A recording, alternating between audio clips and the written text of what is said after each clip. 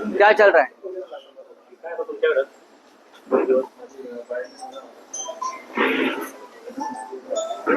या पुढे का होत नाही. हा काय कर्नल सोफिया कुरेशी यांच्याबद्दल मध्य प्रदेशच्या भाजप मंत्र्याने जे विधान केलं, वादग्रस्त विधान त्यांना बोललेले, स्वतः न्यायालयाने त्यांच्यावर गुन्हा दाखल करण्याचे आदेश दिले. भारतीय जनता पक्षाला किंवा भारतीय जनता पक्षाच्या नेत्यांनी अशा प्रकारची देशद्रोही विधानं किती केली तरी त्यांना ती भोवत नाहीत.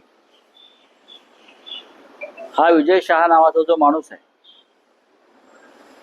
याने अशा प्रकारची अनेक विधानं यापूर्वी केलेली आहेत. मध्य प्रदेशमध्ये जातीय दंगली घडवणं,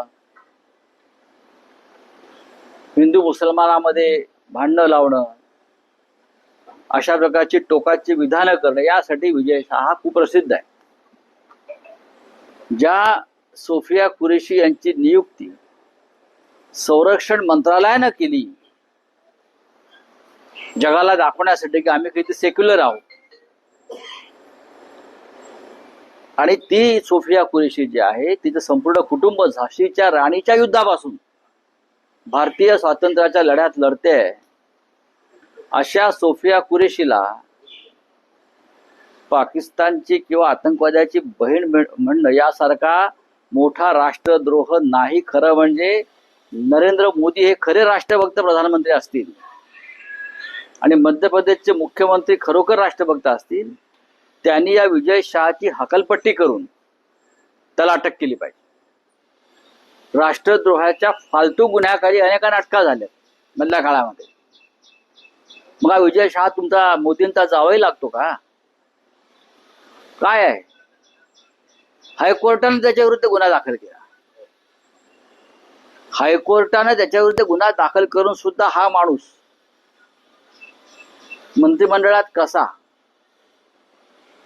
याच माणसानं शिवराज सिंग चौहान यांच्या पत्नी विरुद्ध सुद्धा अशा प्रकारचे अपशब्द काढले होते. माहितीये का तुम्हाला? याच विजय शहानं शिवराज सिंग चौहान यांच्या पत्नी विरुद्ध सुद्धा अशा प्रकारचे घृणास्पद विधानं पूर्वी केलेली आहेत, तरी त्याला प्रोटेक्शन कोणाचं आहे?